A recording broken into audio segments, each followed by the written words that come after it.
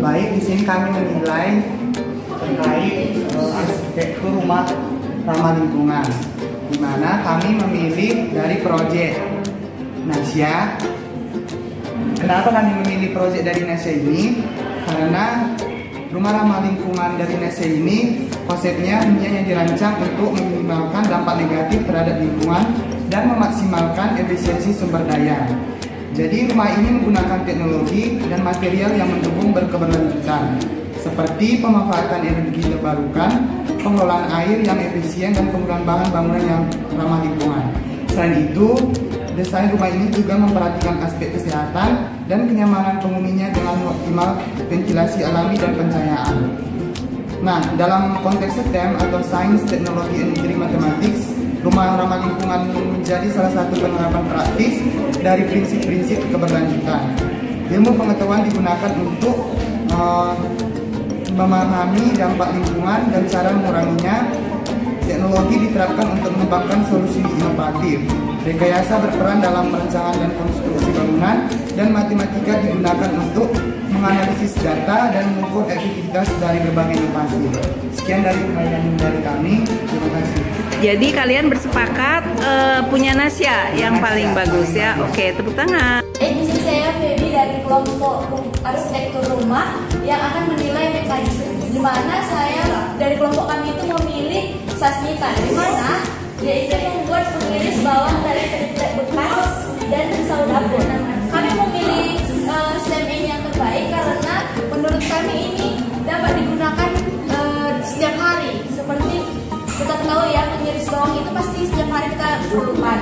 Dan dari bahannya juga dia telah menggunakan bahan yang kokoh dan kuat, serta STEM-nya itu dia menerapkannya dengan baik, di mana dia kan ada menerapkan konsep sainsnya yang dimana itu membantu untuk kinerja pemotongan bawang. Terus dia juga menggunakan teknologi yang memanfaatkan bahan-bahan bekas seperti triplek. Kemudian di engineeringnya dia itu dia bisa merekayasa pembuatannya itu menjadi kotak agar tidak melukai tangan seperti itu.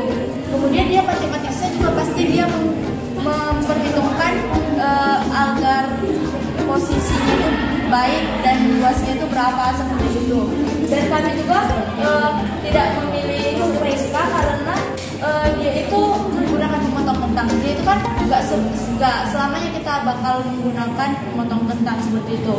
Jadi yang paling efisien menurut kami itu kalau bawang setiap hari kita menggunakan ya. Oh, baik. Oke. Berarti dari segi efektivitas. Sudah? Terima kasih. Tepuk tangan. Baik, di sini kami dari kelompok mekanik ingin menilai kelompok dari bioteknologi. Di sini kami memilih dari Elizabeth Simamora, di mana yang seperti yang dikatakan dengan Bapak WD3 kemarin waktu presentasi, beliau menyampaikan bahwa proyek Taman Mini ini digunakan untuk media pembelajaran kepada anak-anak yang memiliki kelebihan seperti tunanetra. Kemudian dalam bidang lingkungan itu tanaman ini banyak menyerap karbon dioksida, di mana menghasilkan oksigen yang membantu mengurangi emisi karbon dioksida. Kemudian bagi siswa, tanaman mini ini juga menyediakan cara praktis bagi siswa untuk belajar tentang ekosistem, fotosintesis, dan siklus hidup tanaman. Sudah? Oke, tepuk tangan untuk siapa tadi?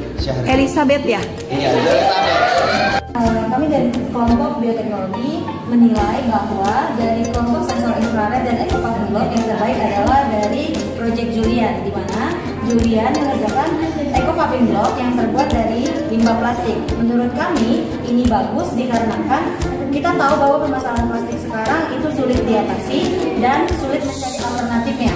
Nah, jadi dengan pembuatan eco-paving block itu kita dapat memberikan alternatif untuk pengurangan limbah plastik yang sulit diolah atau sulit diuraikan oleh alam.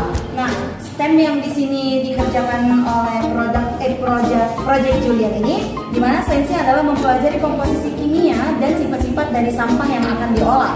Nah, Kemudian teknologi yang digunakan adalah menggunakan teknologi pengolahan sampah seperti pemanas untuk melelehkan plastik, kemudian alat pencetak paving, dan peralatan pendukung lainnya yang digunakan untuk membantu dan mendukung pembuatan eco paving block. Kemudian engineeringnya adalah merancang dan mengembangkan proses pengolahan sampah yang efisien, hemat energi, dan ramah lingkungan. Nah, kemudian matematikanya adalah menghitung kebutuhan bahan baku dari komposisi tadi, kemudian estimasi waktu yang dibutuhkan untuk menghasilkan eco paving block dan waktu pengerasan dalam eco paving block tersebut. Nah, tidak hanya itu, eco paving block juga bermanfaat, bisa digunakan dalam pembangunan suatu kelas seperti yang kami sudah amati di daerah, kami lupa daerahnya, tapi ada satu pembangunan kelas yang membuat bangunannya terbuat dari eco paving block. Nah, menurut saya ini bisa menjadi inovasi baru untuk kita remaja dalam mengolah sampah plastik yang tidak teratasi saat ini. Oke, terima kasih. Di antara STEM energi alternatif panas surya dan pengelolaan makanan, kelompok kami memilih Ayu Andini, yaitu pompa air menggunakan panel surya. Mengapa kami memilih Ayu sebagai pemenangnya? Karena dari pengalaman saya ketika menyiram tanaman itu perlu mengangkat air yang berat. Dengan adanya inovasi dari Ayu ini bisa membantu orang-orang yang menyiram tanaman dengan mengangkat air yang berat itu menjadi lebih mudah. Karena pompa air yang